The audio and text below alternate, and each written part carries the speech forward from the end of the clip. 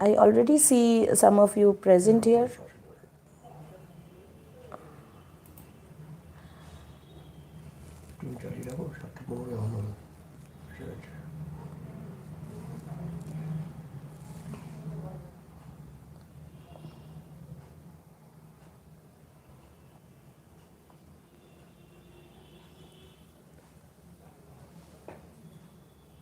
Hello. Please tell me if my sound is coming across.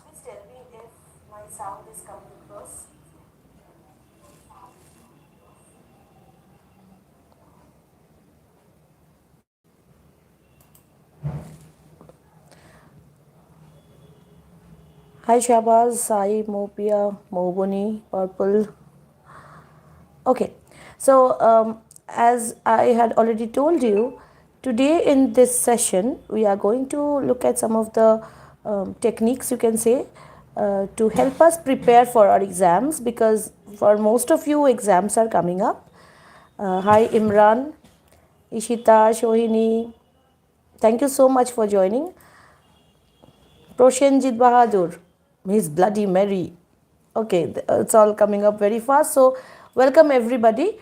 See, when I had posted my post that I'll be coming live, many of you had commented there and gave me some very interesting questions. So first I will take up those, all right? So if you had posted there and you're already here, you would know that I'll be dealing with them. I'll give those questions and I'll try to talk about them. Now, many of you who are present today, you already may have those questions in your mind or some other questions.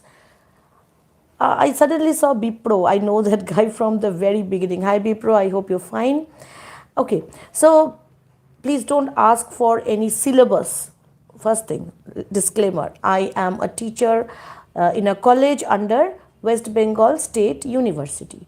So with that, I'm very comfortable. Okay, I know everything about WBSU English Honours syllabus, general syllabus and everything. But there are so many different universities, it's not possible for me to memorize them. I will advise you to go to your individual university's website. There are many common portions for which I would ask you to stay with us. All right. Now the next thing is, don't ask for suggestions to me because, I don't do that. Okay, maybe I'll give you questions that you should prepare from a text when I'm doing a video on that text, but not today. And the third thing is, we will not talk about any particular text today.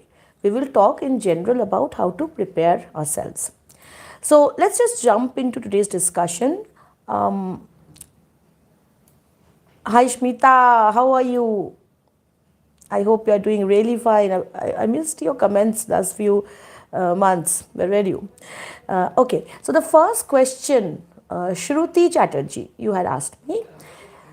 And let's learn it. That's the name of that subscriber who asked me. The question is how to write critical appreciation.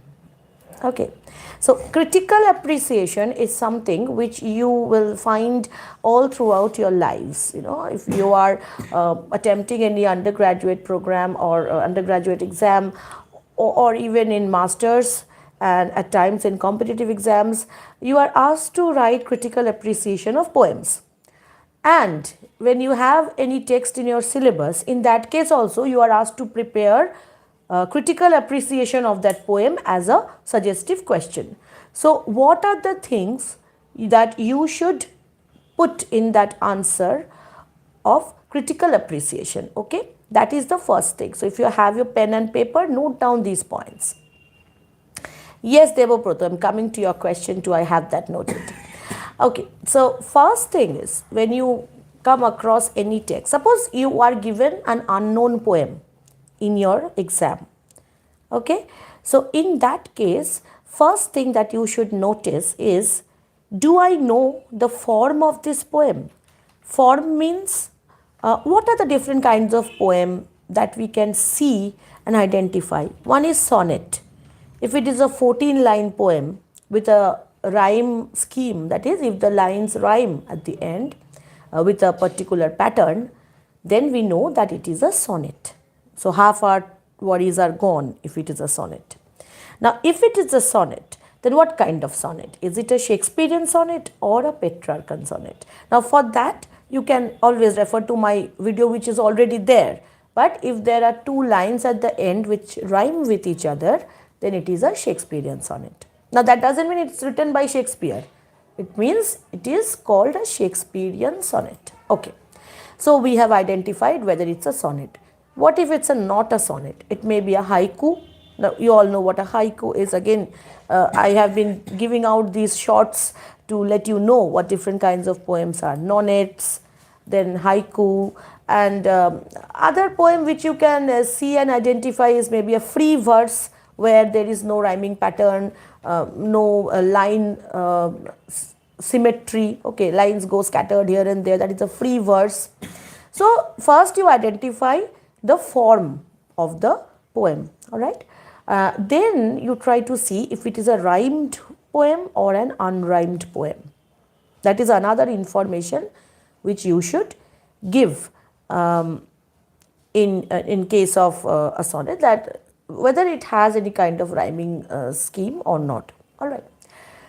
How do you give rhyming scheme? You know that, right? You put those letters A, then B. If you don't know how to write a rhyming scheme, you can tell me. So I'll make a video then, because I think most of you know how to write a rhyme scheme of a poem. Okay. Third important thing is try to identify the figures of speech used in the poem.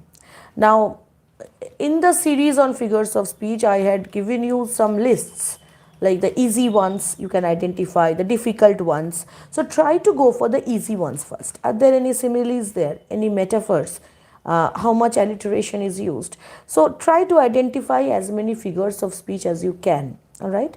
Fourth thing is underline the keywords. Keywords means words which attract your or catch your attention.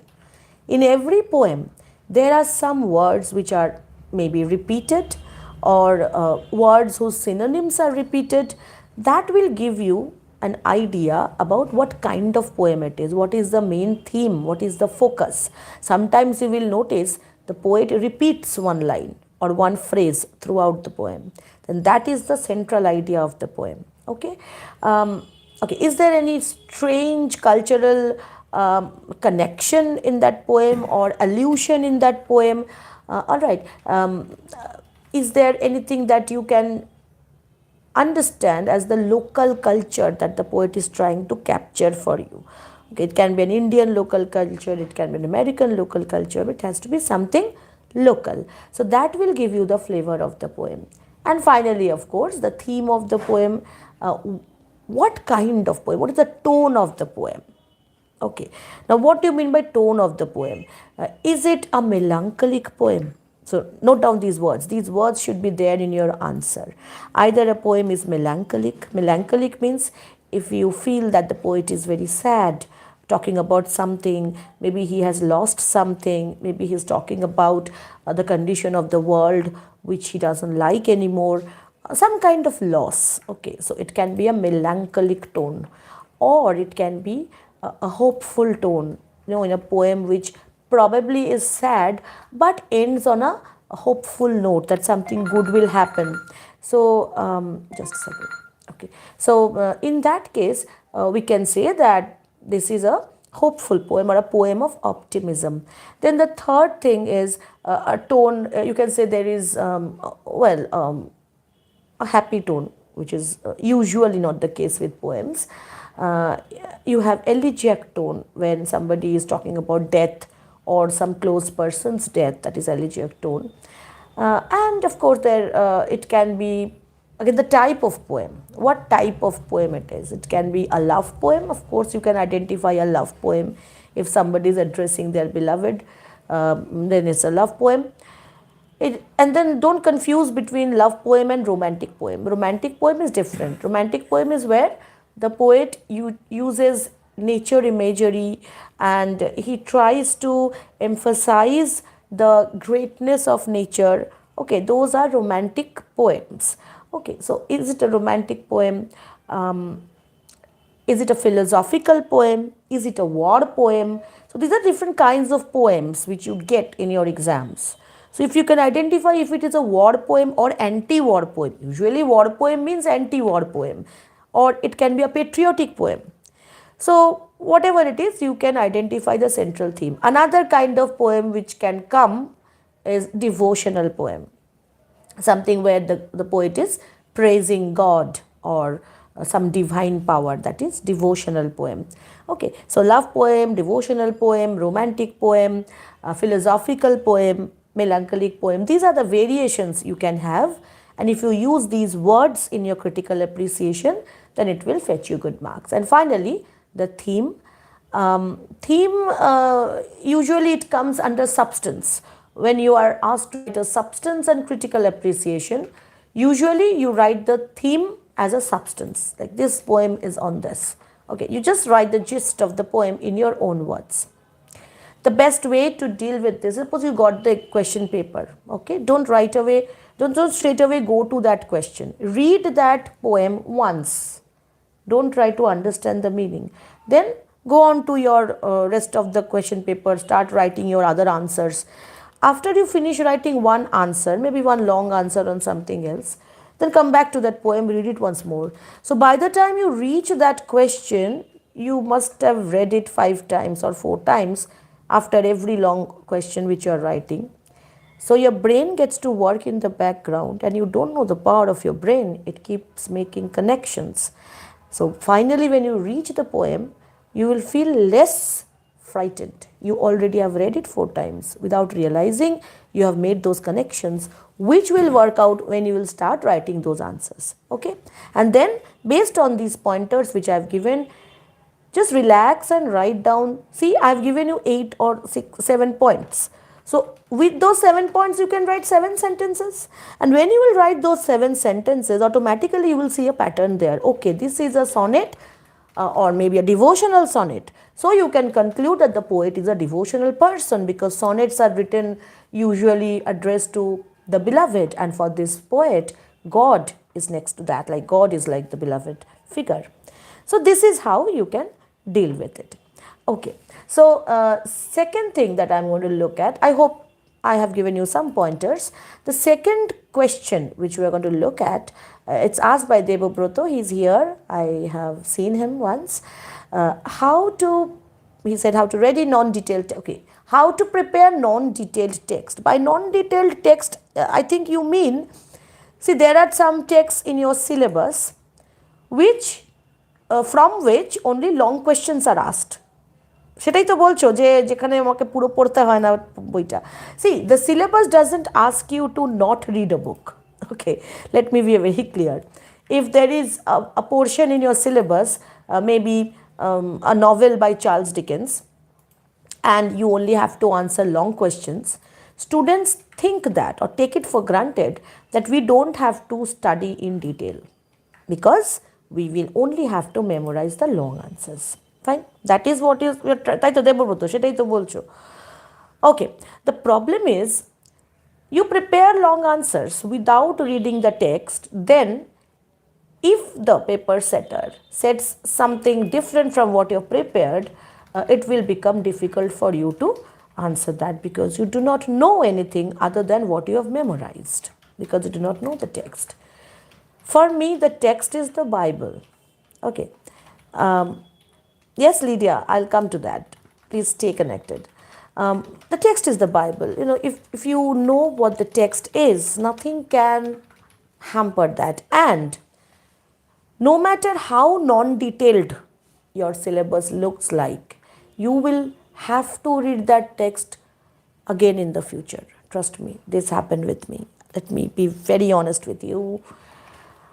You won't believe this, but I'm going to share a very, very dark secret with you. The text was David Copperfield. We were supposed to do only long answers. I read the summary. I attended the classes. Well, our teachers were amazing. I was in Lady Brabourne. And I gave them the illusion that I'm reading the text. So I gave the exam, went off with flying colors, because, well, the suggested questions came in the exams. Till date, like today is how much? Like 22 years have passed. I haven't read that book yet. I mean, this is a psychological hang up you will have for the rest of your life. The text which you have not read in your undergraduate program, you will never be able to read it. Trust me. It creates a psychological deadlock in your mind. I look at a David Copperfield, like there's so many David Copperfields in my college library. I never for once took that out or read because, well, I told you, psychological backlog. I have read so many Hardy's books, Charles Dickens's Hard Times. I love that. David Copperfield, I can't do that even today. Don't let that happen to you. Don't leave any text out. Try to read them while you are in your college because this is the only time when you will be really free. When reading the text is the thing you must do, and it's something you should always do, I'm telling you. So try to do that. Now, suppose you cannot manage, there are so many texts, what will you do? Try to see if any movies are available. Watch that movie. At least by watching the movie, it's only a 2 to 3 hour matter. Suppose Pride and Prejudice, there are so many versions, go for the nice version. There's a possibility that you will remember the details, which will help you remember the long answers. Then again, when you prepare long answers from these non-detailed texts, then you will notice that there are some quotations used or some incidents from the book that are referred to in those long answers. Okay, try to read at least those portions which are in having some relation with your long answer. Okay, তার মানে দেখো কোনো বই ছেড়ো না, চেষ্টা করো পড়ার, না পারলে কোনো মুভি দেখো সেই বইয়ের ওপর বা সিনেমার ওপর, সেই সেই টেক্সটের ওপর চেষ্টা করো at least to have some kind of command over the incidents of the story. এবার নন ডিটেলড তো দেখো নভেলেই হয়, you can't have a non detail study of a short story, short story তো খুব ছোটো। Short stories go for the whole thing, poems go for the whole thing. With novels, it's not a crime to read summary, but avoid those bazaru guidebooks. I don't like them somehow. Go for some standard websites. There are good websites out there. Lit Charts, very good website. They give very good summary. Shmoop gives a very very humorous way of go for summaries. আর ধরো তোমাদের কোনো কোনো ক্ষেত্রে হয়তো দেখা যাচ্ছে যে maybe if you just watch a video, okay, I'm not promoting my videos, if you think that if you just watch a lecture video, maybe অতটা ডিটেলড আর হয়তো নিজেকে পড়তে হবে না। Okay, so try to be there in that way. All right, Sneha, no, let me go for Sam and Shayoni and Anonna Nanda. I know Anonna, she comments a lot, and J Roy. তোমরা জিজ্ঞেস করেছো how to improve writing speed. How to improve writing speed. Very much related to this, there are different questions, so let me deal with this first.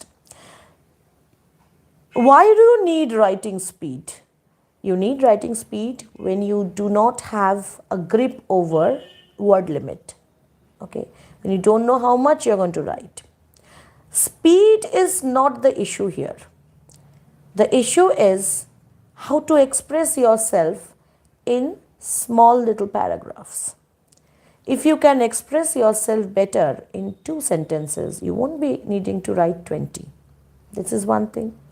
Second is, often we go on quoting lines from the text. That also becomes an issue. Don't make your answers unnecessarily lengthy. Now let's assume you make proper answers and you stick to your word limit. Still you want to have some revision time and you want to increase your writing speed. You write with your arms or hands, right? And the problem which I face nowadays is that we use a lot of time scrolling on our smartphones. Now, this act of scrolling creates a kind of pressure on our wrists and our thumbs. These are the 2 things which you need for writing.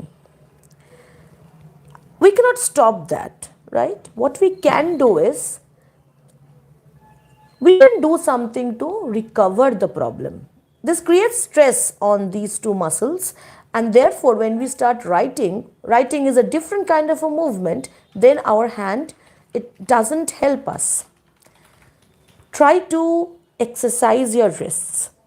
There are innumerable websites. I'm not a yoga specialist, but some kind of serialized wrist movements every day will give you some kind of strength back to your muscles, because this is something you really need. Okay, so if you cannot avoid scrolling your phone for long using a right hand, then try to strengthen them up in some way.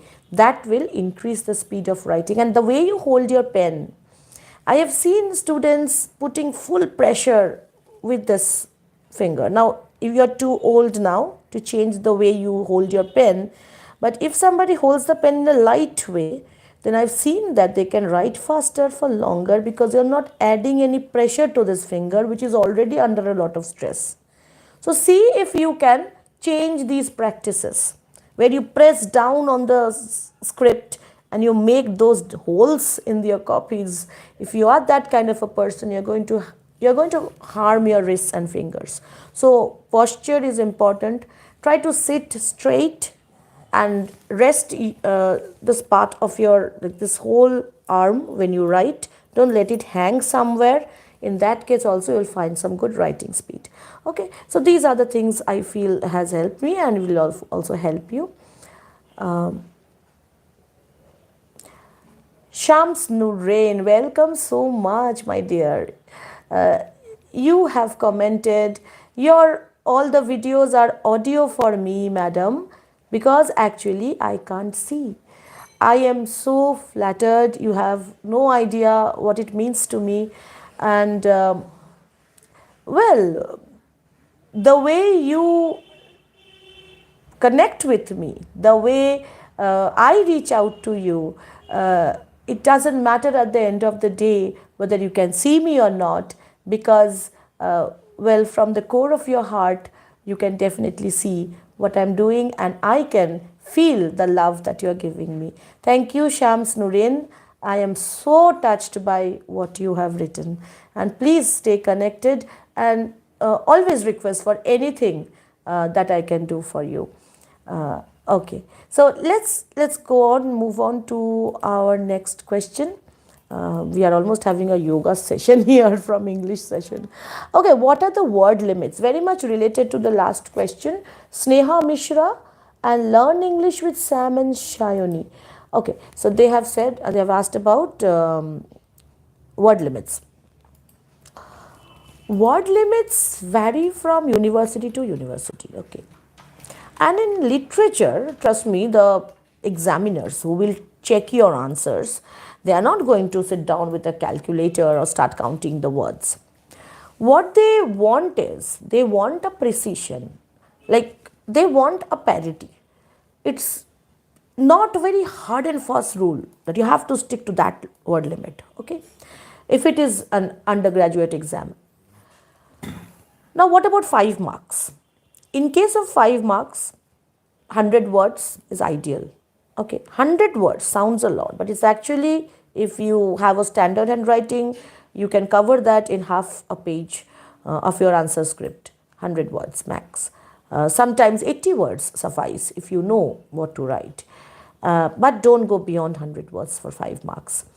In fact, in many universities, they say under, like it shouldn't cross 100 mark. Okay, then come to 10 marks. Now earlier there were only 15 marks questions. Back in our times, when it was a frightening thing to write long answers, we used to write pages and pages. 10 marks is like, ideally it should be, ideally for most universities, 400 words. 350 to 400 words, which means around 2.5 pages of a full-scape paper. If you are having standard handwriting, again, if you have very small handwriting, go for like 1 page and maybe a little bit after that. Then go for, if you are attempting 15 marks, then go for 600 words. 600 to 650. If you cross that limit, the problem is, see, if you write 800 words, nobody is going to penalize you with negative marking. If you are not writing very bad answers, if you have really something good to say and you can't limit yourself, then it's okay. If you move on a little bit, 50 words above 600, that is fine. Now 650 to 700 is the safe limit for 15 marks. Why? Because suppose you cross that word limit for all your answers, then again you cannot finish in time, you cannot revise. So it is basically to help the students. The word limit is given to help the students complete the paper. Okay, so always try to prepare answers at home. See how much 600 word looks like in your handwriting, and in your exam paper you already know that, okay, in my handwriting 2.5 pages means 300 words or 350 words, so I will write 2.5 pages. You don't have to count there. All right, you will have a vague idea about that you have written what you should have. It's not possible for you to count during the exams. Okay. Orpita Shen, yes, you wrote 5 marks. See, you won't get full marks if you write 100 words and 5 marks and good answer. In literature, forget about full marks. Maybe your teacher expects you to write more. And internals, see, sometimes what happens, I'm also a teacher, okay, and I give marks for internal exams. Often what we do, we don't give like full marks there.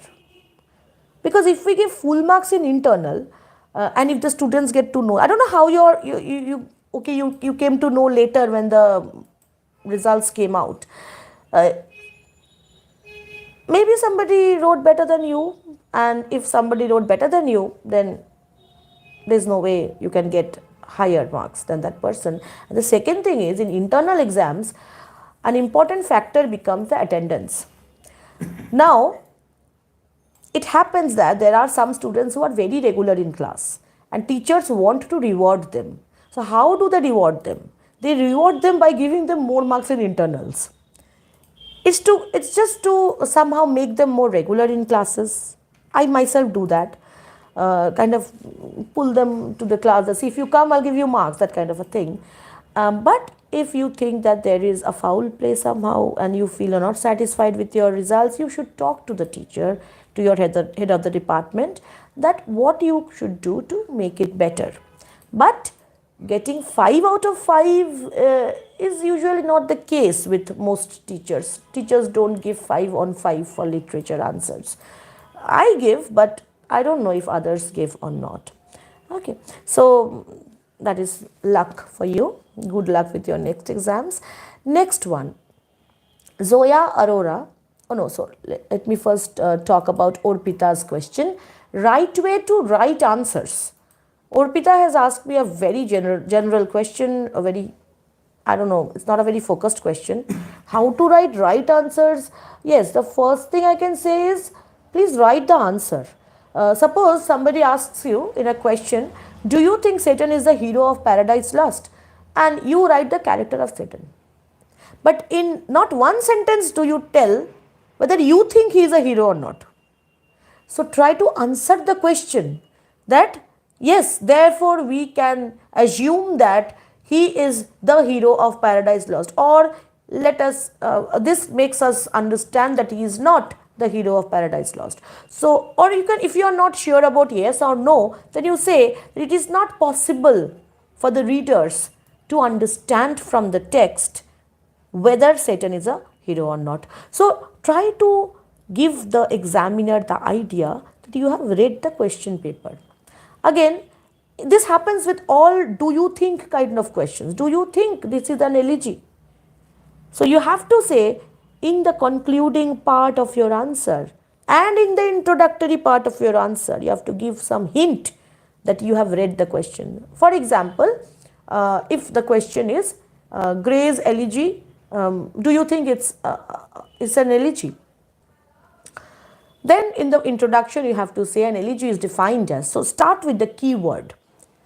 Keyword is something, if you have a YouTube channel of your own, or if you write in websites, you would know this, that in your title, in your first paragraph, in your first minute of a video, you should use the most important focus words that your topic deals with. Okay, so if the question is Satan the hero of Paradise Lost, your first sentence should have, or at least the first 2 3 sentences, you should at least once mention the word hero, the word Satan, the word Paradise Lost. So that means you are drawing the examiner in your answer. You are not writing a generalized answer. In the second paragraph onwards, you can go for generalized stuff, things you have memorized from guidebooks.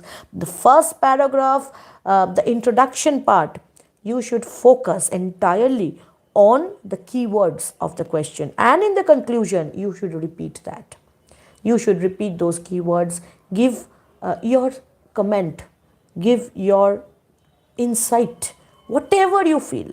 And if it will be very nice if you can connect that text with your life as in today's life.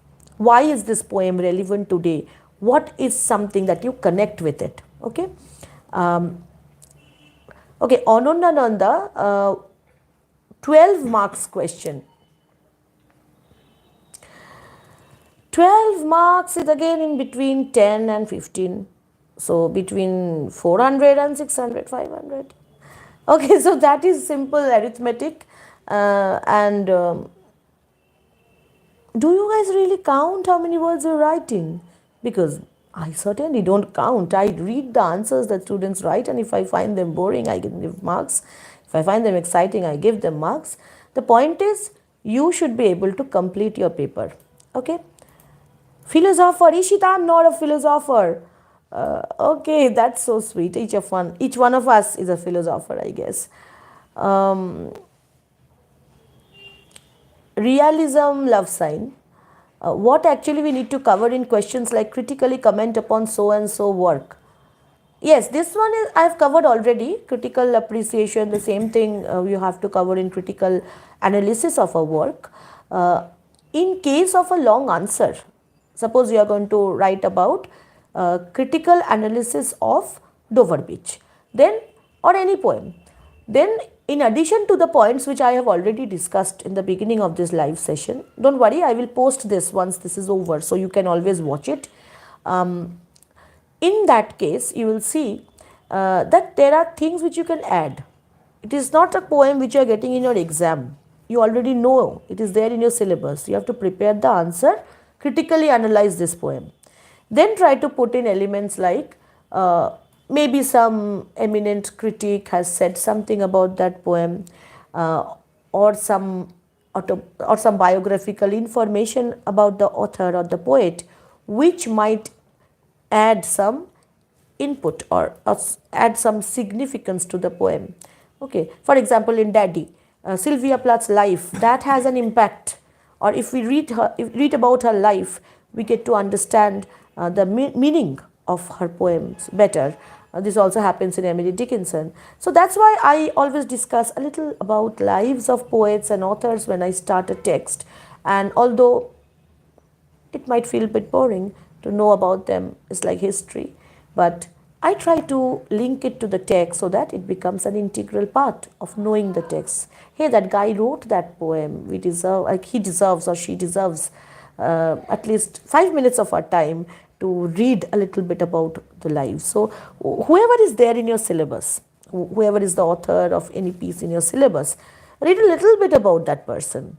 What information about that person? Schooling, how much education he had, what kind of friends he had, what kind of family he had, religious views, philosophical views, if that person was a rebellious one, if that person was a laid back one, lazy person. So that will give you much insight into the meanings of the poems, and put those things in your answers. Okay. Long answers from history of literature, Ananda. Well, the problem with history of literature answers is that we tend to lose focus of what we are writing about. Suppose you are going to write about Victorian novelists. What students do, They go on writing one paragraph on Dickens, then another paragraph on Thackeray, then another paragraph on George Eliot. So they go on writing paragraphs and paragraphs one after other. Individual novelists don't do that.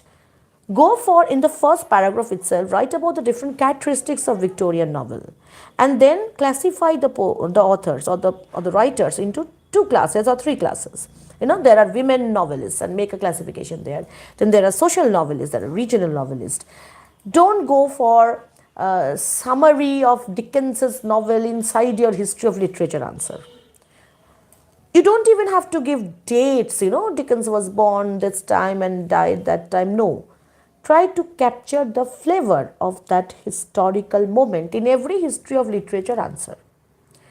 Suppose Renaissance drama, somebody asks you to write a note on the university wits. So what I usually find students doing, they have these 5 university wits, they write one paragraph on each of them. Finished. No, that is not what is asked. We are asking them to talk to us about who are university wits, why are they called university wits, what are the features there, what are the different kinds of experimentation they were doing, and then you give the names and maybe 1 or 2 books by them. Or if somebody was very much more impactful, such as Marlowe. Okay, so in history of literature answers, try to give the story, try to give the characteristics.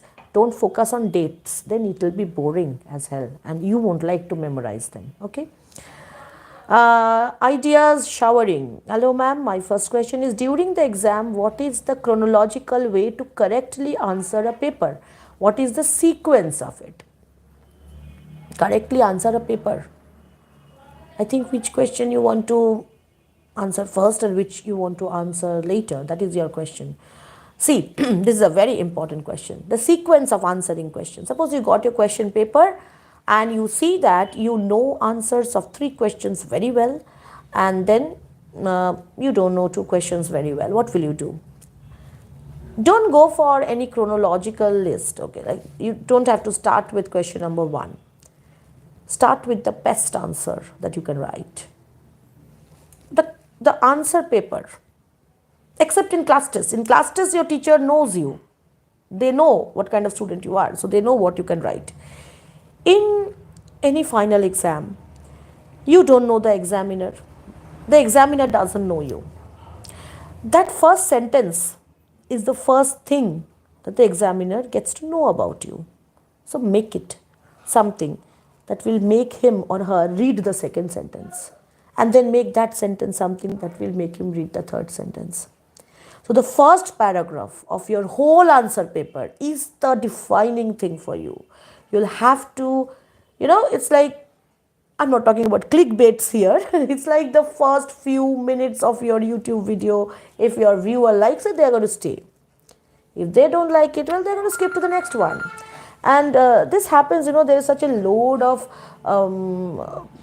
answer scripts that examiners have to check.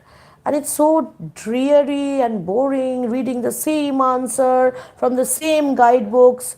Offer a resting thing for them. Offer some peace, some happiness to this examiner. And trust me, you will be rewarded. So first, write the best answer that you can write. Then go to the next best answer you can write. Forget about chronology. Do not write the question number 1 if you are not comfortable with it. If you are not comfortable with the short questions, write them at the end. But with short questions, my advice is write them together. With long questions, you can write long question number 3 in the very beginning if that is something you are comfortable with. So what will happen? The examiner will have a good impression. And when they have a good impression, they will forgive your mistakes which happen later, because English literature is a very subjective paper. It's not like mathematics where you're wrong, you're wrong. In literature, a lot matters when it comes to examiner's discretion. So go for the best answer in the very beginning, best handwriting, best answer, and they will forgive your mistakes at the end. I promise you that. Okay. How to memorize? Bijoy Depshing. How to memorize 15 marks note. Okay. Memorize. Now that's a very sensitive word. Teachers say don't memorize, right? But hey, we have to memorize. I memorized. There's nothing wrong in memorizing. What are you memorizing? That is important. Are you memorizing an answer which another person wrote, which your tuition teacher wrote, which a guidebook writer wrote, or a website article wrote? Or are you memorizing an answer which you have written, taking elements from your tuition teacher, website, this article, that article, library book? If you are memorizing something which you have written, you will never have problem remembering it. You have problem in memorizing answers because you have not written them. Now, how to write answers? You take elements from different places. You try to join them, and please try to replace every hard word with an easy word which you can remember. English language is full of synonyms. Use a dictionary app. Just replace the difficult word with an easy one. And the best way to memorize the answer which you finally prepare is to keep writing it. First, write the first paragraph, the defining paragraph, for like 5, 6, 7 times till you get it right. Then come to the second paragraph. Then combine the 2 paragraphs and write. It's going to take a lot of hard work. But if you have something like history of literature to prepare, you will see that if you have prepared the answer, you know the points. And if you have a more or less okay command of English language, then it won't be a problem. I am talking about those students who do not have a good command of English language. যাদের English নিজে থেকে লিখতে পারো না, তারা আগে থেকে তৈরি করো, করে টুকরো টুকরো করে মুখস্থ করো। আর এই তৈরি করাটা কিন্তু যখন তৈরি করবে তখন যেন আনসারের প্রত্যেকটা ওয়ার্ডের মানে তোমরা জানো। যেটার মানে জানো না, যে লাইনটা মনে হচ্ছে খুব কমপ্লিকেটেড, কেটে বাদ দিয়ে দাও, বাদ দিয়ে একটা সহজ কিছু লেখো। And then if possible tell that answer to someone in your family. বাবাকে ধরে বসাও, মাকে ধরে বসাও, বলে জানো ম্যাকবেথ কেন এরকম এরকম ছিল, শোনো তাহলে, বলে পয়েন্টগুলো বলো। Okay, so if you express yourself in front of your family member, যারা ম্যাকবেথ পড়েনি, কিছু জানে না, তাদের যদি তুমি বুঝিয়ে উঠতে পারো যে লেডি ম্যাকবেথ কেন উইচ নয়, তাহলে কিন্তু বুঝবে যে তুমি যে কোনো কাউকে বোঝাতে পারবে। And this will give you a confidence when you will face interviews in the future. কারণ আলটিমেটলি পরীক্ষার মুখস্থ করাটা তোমার কাজে লাগবে কখন? ওখানে গিয়ে উগরে দিয়ে চলে এলাম তো হবে না। You have to remember it for a longer period of time, then you know it. তা আমি যখন ক্লাসে তোমাদের ক্লাস নিই তখন আমি কি মুখস্থ করে বসি নাকি? ওই যে কখনো একটা ভেতর ঢুকে গেছিলো, it comes and it helps me out, because at that time in my college days I remembered memorised only the things which I understood. তো কি বুঝছো সেটা কিন্তু পড়বে। Ishita Banerjee, how can I complete the full text of the Pride and Prejudice, because it's a huge text and I lose my focus and energy on the other hand. Okay, Pride and Prejudice, ওটা কিন্তু রাত্রিবেলায় শুয়ে শুয়ে পড়ে নেওয়া যায়। ওটা পড়ার সময় পড়ছো কেন? ওটা ভেবে নাও যে তোমার সিলেবাসে নেই, আর ভেবে নাও যে সবাই বারণ করেছে পড়তে, তাহলে দেখবে পড়তে পারবে। আচ্ছা, জোকস অ্যাপার্ট, কী করা যায় যদি পড়তে চাও? ফোনটা দূরে রাখতে হবে। আচ্ছা, do like this, like set out only little time, 30 minutes every day. যখন ফোনটা তুমি তোমার মার কাছে জমা দিয়ে দেবে যে মা তুমি ফোনটা রাখো, and seriously let her keep the phone with her for 30 minutes, and for those 30 minutes তুমি টার্গেট নেবে যে আমি আজকে একটা চ্যাপ্টার পড়বো, প্রাইড অ্যান্ড প্রেজুডিস একটাই পড়বো। আমার সিলেবাস শেষ না হোক, আমি হয়তো পরীক্ষার মধ্যে শেষ করতে পারবো না, কিন্তু আমি একটাই পড়বো। And read that and stop there. পরের দিন ঠিক ওই টাইমেই মাকে আবার ফোন দেবে, দিয়ে আবার পড়বে। দেখবে ওদিন তোমার মনে হবে যে 2টো চ্যাপ্টার পড়ি। Trust me on this. আমরা কেউ ইমার্জেন্সি হসপিটালের ইমার্জেন্সি ওয়ার্ডের ডাক্তার নই, আমরা ফায়ার ব্রিগেডের ওয়ার্কার নই, অ্যাম্বুলেন্সের চালক নই। সো আমাদের ফোনটা যদি আমাদের কাছে 30 মিনিট না থাকে, nothing will happen to the world. The world will survive, you will survive. And if your friends will become less friends if you don't talk to them for 30 minutes, morukke jak, let them go to hell. Give yourself this much time.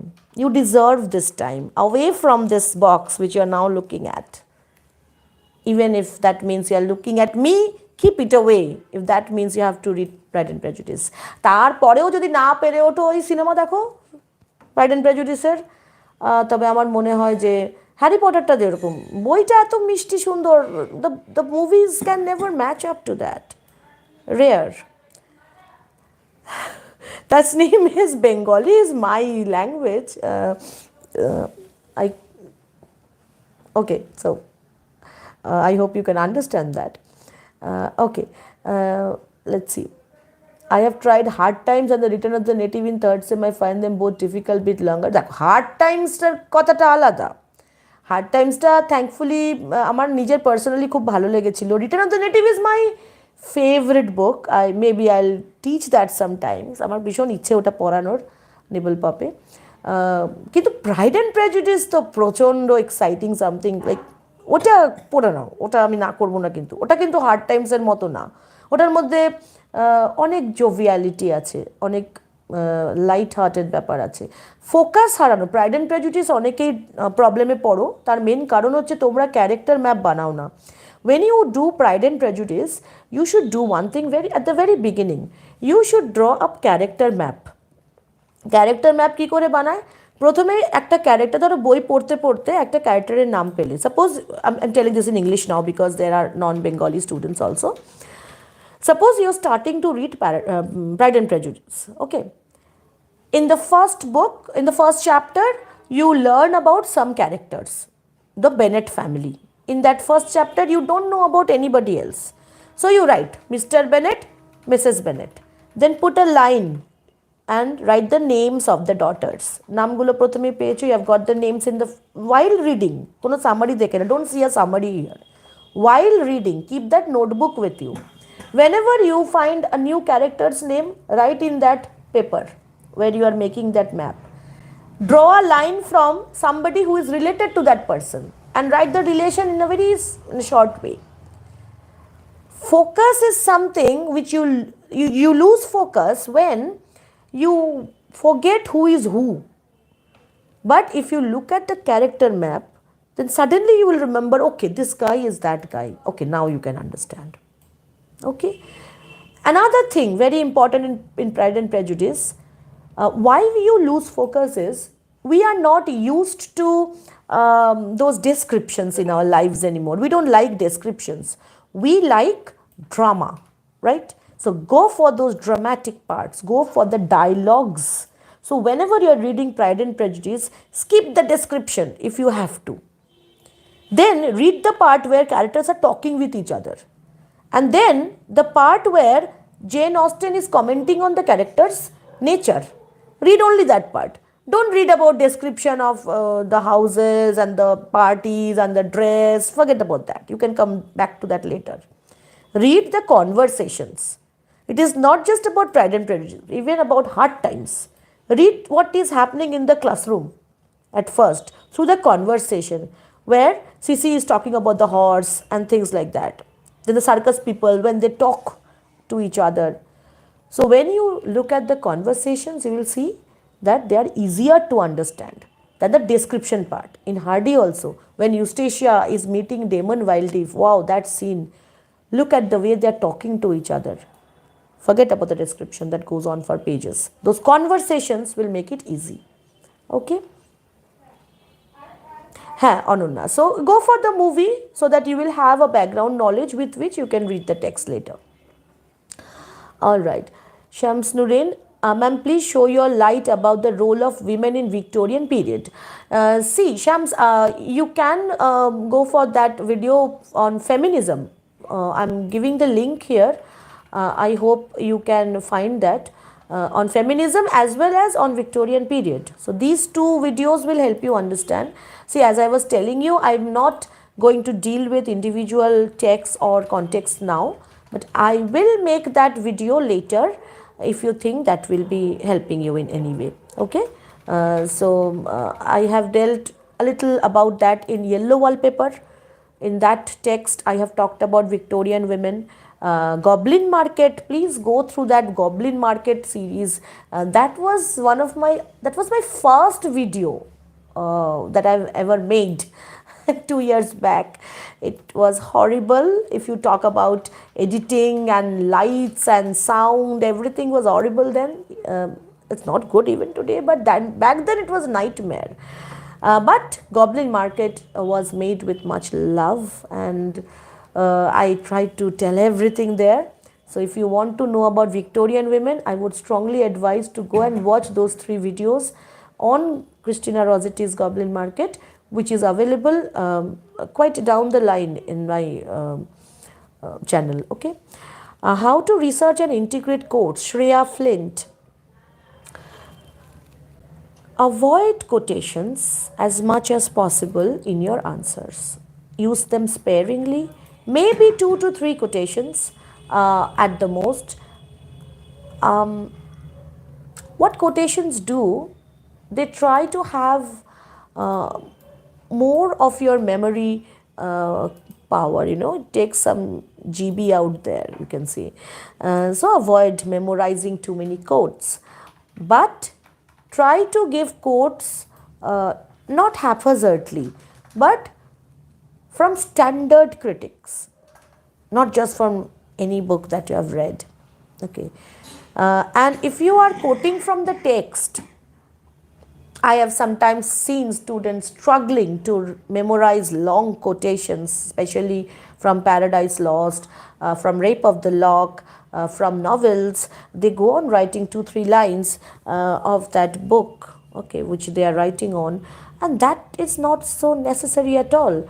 What you should do, okay, pay very close attention. When you are quoting from any text, use dots. Dots. How to use dots? How many dots? Don't just go on giving dots. I've seen people giving so many dots because it's a long quote. No. Always give 3 dots. 3 dots. Suppose you write the first 3 words of, say you want to quote from Wordsworth's Daffodils. I'm giving just an example. You want to quote that paragraph, first paragraph of Daffodils. I wandered lonely as a cloud that floats on high over vales and hills. And all at once I came at, and then you go on. And it ends in host of daffodils. So how do you write that? You simply write, I wandered lonely, ... host of daffodils. So you are giving the first 3 words, 3 dots, and then the last 3 words. And if you can remember a little more, then maybe the first 5-6 words, put the dots, and then the last 5-6 words. Enough. Even that, if that means that first part of the quote and the last part of the quote, in between there may be 5-6 sentences, doesn't matter. So it will take the pressure off your head and it will fetch the same kind of marks, because your examiner is not asking you to memorize quotes. When you're quoting, it means you know that what you're talking about is present in those lines. Alright? Okay. Muskan Barui. I have just seen your video on Goblin Market and the next morning sat for my exam and scored 78 in my CC paper. I never got 72 in my life in any papers. I'm so jealous of you guys. How can you score so much? 78. Okay. Trust me, Muskan, you didn't get 78 because of my video. If somebody gets 78, then maybe I gave you the additional 8. You must have got 70 anyway. So very nice, very nice. I'm so happy to hear that.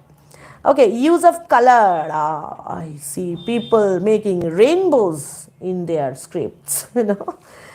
Don't use those colors. It's not needed. It only wastes time. You're taking a blue pen and making a headline and then putting a black pen and putting this and that. Why? What's the point? You want to enhance something, you can box that up. Suppose you are writing an answer on philology. now, or anything where you want to make some points like bullets. So don't use a different color pen. You write with the same pen, same color. Maybe you capitalize all the letters. That will create an impact. Or you can make a box with the same color, same pen. Don't use a different color pen. Or you can simply underline. Or you can just write that, put a tick in front, leave some space and then write the paragraph. So don't make it bicolor, tricolor, tetracolor, pentacolor. It's not a rainbow that we are looking at. When you're doing projects, make it colorful, make it decorative. That is fine if your teacher instructs you. But make it professional looking. And how does a professional writing look like? It is monochromatic, single color. If it is blue, keep it blue. All right. And sometimes I've seen that students strike out whatever mistakes they do and they put whiteners. Avoid that. That looks so dirty. Just strike through. Let us see what mistakes you've made. No problem there. It's a very good thing that you have made a mistake and you have realized that and you have cut that or strike that through and written a right thing. And sometimes you know what happens?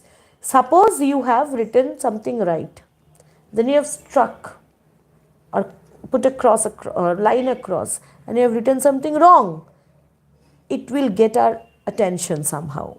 We will feel sorry for you and maybe in some different answer we will give a little bit more marks because we don't want you to somehow get penalized that, oh dear, this student somehow knew their answer, but just let us see what mistakes they've done. There's no harm in that.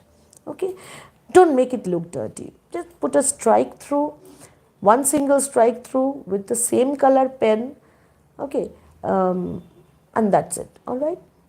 And yes, margins, always draw margins. Nowadays answer scripts are provided with margins drawn in them, but if they are not, try to draw margins on both sides and if possible on top and bottom. It looks neat. And do this margining thing, marginalizing thing, whatever is margin drawing thing before your writing time starts. Okay, next question, paragraph connectors. Okay, I wanted to talk to you. Okay, let's look at Sunil Kumar Mitra. He wants to know about characterization. In your answers on characters, focus on what the character thinks, does and feels. Okay, and based on that, you have to make some observations. What observations? I will make a very, maybe the next video which I will publish, that will be on characters. Earlier I had published on points of, I have just completed video on points of view, narrator, that will be coming up very shortly. After that I will be doing on characters. What are the different kinds of characters that we can see?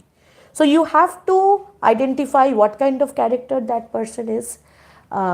If it is a stock character, a round character, if it is the protagonist, the antagonist, the anti-hero. Okay, what other characteristics are there in that character which you see in other characters of different novels? So I'm sure after watching that video, you will be able to understand what are the things you should write in an answer on characters. I'll just take a short water break. Okay, so I think we are almost 1 hour, crossed 1 hour. How many of you are watching the World Cup? Because I will have to stop this session. The match is coming up in another 15 minutes and if you are watching, then you also will want to go away. Maybe in my next live session, I'll tell you whom I'm supporting. Let's see, if that person gets knocked out, I won't support that anymore. Okay, full name of author. Yes, one very important thing about answers. Just a few more pointers I wanted to make. Suppose you have to write the name of an author or a poet in your answer. Will you write the full name or only the surname? Suppose if you are writing William Shakespeare, will you write William Shakespeare or Shakespeare? See, in your answer paper or in your answer, when you are mentioning William Shakespeare for the first time, mention his full name. Then later, in all the paragraphs, in all the sentences in the same answer, Same answer. Do not mention his whole name again. Only write Shakespeare. For example, if you write Browning, in the first mention of Browning, mention his whole name, Robert Browning. In the subsequent mentions, you only write Browning. The problem, why this is important? Because there are two Brownings, Elizabeth Barrett Browning and Robert Browning. So how will the examiner know which Browning you are talking about? So in the very beginning, if you write Robert Browning and then you say Browning, it means you're talking about Robert Browning. In the beginning, if you write Elizabeth Barrett Browning and then later you say Browning, it will mean it is Elizabeth Barrett Browning. The same case with Shelley, Mary Shelley or Percy Bysshe Shelley. So try to write the first mention as the full name, and the same answer, whenever you mention that author again, mention only the surname. The last one is, I have made a short on how to quote texts, like names of texts in your answers. When you are quoting the name of a book, this I have told you but I am repeating, name of a book, whole book, an epic, something which you can buy on its own, suppose Paradise Lost, Macbeth, like names of plays, names of epics, names of novels, then you write the name, do not put any quotation mark, simply underline that. And if you are typing in your projects, in your assignments, then you simply use bold letter, okay, on italics if possible. Bold is not needed, italics, you know what italics are, the slanting ones. So when you are using writing the name of books such as epics, novels and drama or plays, then use italics, and if you are writing it with hands, then you underline them. And if you are mentioning the name of poems, short stories, essays, small things, then put quotation marks and do not underline it. Do not italicize it. So do not italicize, how is it pronounced? Anyway, do not put that in italics, okay? So quotations should be there for poems and short pieces. How to get good marks in exams? Keep praying to God, because I never got much good marks. Nowadays you get so much marks, Shams Noreen. Try to answer questions as that is asked in the question paper. Don't lose your focus. If the question is on one single character, stay with that character in your answer. And try to stick to the word limits, try to finish the questions. Try to start with the best answer that you can write to impress the examiner. Then you will be able to score good marks. Idea showering. I'm going to finish with your question. Ma'am, arekta question hocche, ওই যে short প্যারাগ্রাফে বেশি information এবং correct information কম্প্যাক্টলি pack করতে হবে, বিরিয়ানির মতো smiley দিয়ে দিলাম, ওটা কিভাবে করব? You have answered your question, dear. You said biryani. Well, how is a biryani cooked? In a biryani, you put that piece of whatever you are cooking with, mutton, chicken, egg. You put rice, and then you put masala. You put another layer of that object, whatever you're cooking, the meat. Then again you put the rice, and again you put the biryani masala. Again you do that. You go on layering. Do exactly that. In your short paragraphs, what is your masala? Masala is your comment on that text. That is the masala. What is the meat? Meat is the content. If it is about a topic in that text, try to stick to that topic. So first paragraph should be exactly on that topic. Then next paragraph comes the rice layering. Rice means those quotations, those references, those things, and then the third layer comes where you have to put your comment. So just like a biryani is made with these three things, you have to keep these three things in your answer: your comment, critics' comments, and the parts from the text which are relevant to your answer, not the entire summary of the text. Don't do that. Anona, make a guide video on hard times and return of the native. Mid-January. How can I make Return of the Native that fast? Like, okay. See, what I can do is with Return of the Native and Hard Times, I can skip this textual study because it is not possible for us to do a textual study and then finish that within January. My editor is going to kill himself. So what we can do is, because you have requested and because you are a precious subscriber, you always connect with me so much. What I'll do is, I'll do maybe 2-3 sessions on Return of the Native and 2-3 sessions on Hard Time. That's what I can do because those two texts are my favorite, and I think I can at least give you some input into different kind of questions that can be asked, and maybe the summary or the character map which I was talking about, which will help you remember the events of the story. Okay, so Return of the Native, I'll try to do it as soon as possible, and Hard Times too. I'm not promising, I'll just try. Okay. Okay, so thank you everybody. I really will have to get back to that match, and my editor will also have to watch that. So I wish you all a very happy exam, and I'll see you all very soon, maybe in some other live session if you want that. Till then, keep watching our videos and subscribe and tell your friends. And yes, thank you, because we have reached that milestone of 30,000 subscribers. I never thought we were going to be on air for so long. It's just because of your support. And acha, ami criticism o poriye debo, Ankita, don't worry. Hamlet, Pygmalion, King Lear, Waiting for Godot. I love Waiting for Godot. I'll do that, I promise. I don't know when, but I'll definitely do Waiting for Godot and Hamlet too. Thank you so much, Idea Showering. I love you all too. And be regular in your classes, okay? Trust me, your professors are also as amazing. Just love them like you love me, and they are going to be great too. Okay, so I'll just sign off now. I thank you all again. So see you very soon. Bye bye. Bye bye everyone. Muskan, keep smiling. Bye.